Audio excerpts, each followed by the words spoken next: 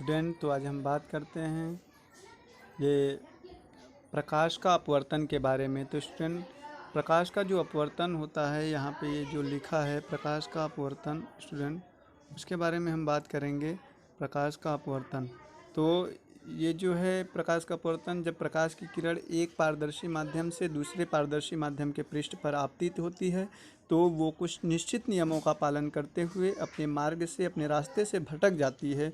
तो किसी प्रकाश का एक माध्यम से दूसरे माध्यम में जाने पर अपनी मार्ग से विचलित होने की जो घटना होती है उसी को ही प्रकाश का अपवर्तन कहते हैं स्टूडेंट। ठीक है, तो प्रकाश का अपवर्तन में जो विशिष्ट नियम है वो हैं क्या, ये दो नियम है। ये वाला स्टूडेंट, ये लिखा है यहाँ पे, विरल से सघन में। जब कोई प्रकाश की किरण विरल से सघन में जाएंगी तो वो अभिलंब से अभिलंब की तरफ झुक जाएंगी, और जो प्रकाश की किरण सघन से विरल में जाएंगी, ये नीचे वाले में देखेंगे तो वो क्या होंगी, अभिलंब से दूर हटेंगी। ठीक है, विरल माध्यम क्या होता है, ऐसा माध्यम जिसमें प्रकाश पर द्रव्य के परमाणुओं की संख्या कम हो, और ऐसा माध्यम जिसमें परमाणुओं की संख्या अधिक हो वो सघन माध्यम है। सघन माने घना, विरल माने कम, विरल ले कम कम, और ज़्यादा, जहाँ पे ज़्यादा परमाणुओं की संख्या वो सघन। जैसे हवा और जल में और हवा में वायु जो है वो विरल माध्यम है और जल जो है सघन माध्यम है।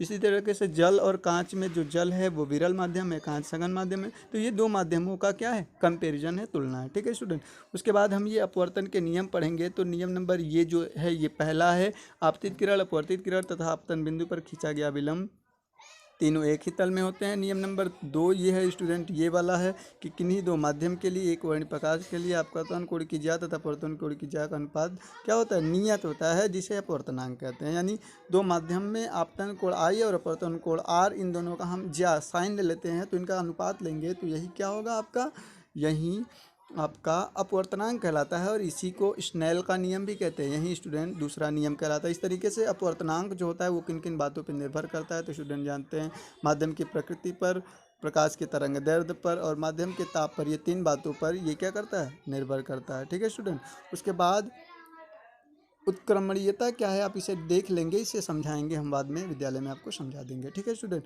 तो अगला पेज के लिए हम बात ध्यान देते हैं, वो है ये वाला पेज। इस पेज पे स्टूडेंट ध्यान देंगे कि निरपेक्ष अपवर्तनांक क्या होता है। तो यदि प्रकाश की किरण निर्वात से चलकर किसी माध्यम में प्रवेश करे, ठीक है स्टूडेंट, यानी यदि कोई प्रकाश की किरण क्या करे, निर्वात से, निर्वात क्या होता है, ऐसा माध्यम जहाँ पर कोई भी परमाणु ना हो, कोई भी कण ना हो, ऐसे माध्यम को क्या कहते हैं, निर्वात कहते हैं। तो यदि प्रकाश की किरण निर्वात से चलकर किसी माध्यम में प्रवेश करे तो निर्वात के सापेक्ष उस माध्यम के अपवर्तनांक को निरपेक्ष अपवर्तनांक कहते हैं। ठीक है स्टूडेंट, इसे याद रखेंगे। जो निर्वात होता है उसका अपवर्तनांक 1 माना जाता है। उसके बाद वायु का अपवर्तनांक ये 1.003 होता है, और सबसे कम जो अपवर्तनांक 1 होता है वो निर्वात का, उसके बाद वायु, चूँकि वायु को ही निर्वात मान लिया जाता है। ठीक है, उसके बाद जल का 1.33, कांच का 1.34, इस तरीके से अपवर्तनांक होते हैं। ठीक है स्टूडेंट, उसके बाद ये कुछ फॉर्मूले हैं, आप इसे याद रखेंगे, आपको बाद में विद्यालय में ये सब चीज़ें समझा दी जाएंगी। ठीक है स्टूडेंट, उसके बाद आइए हम देखते हैं,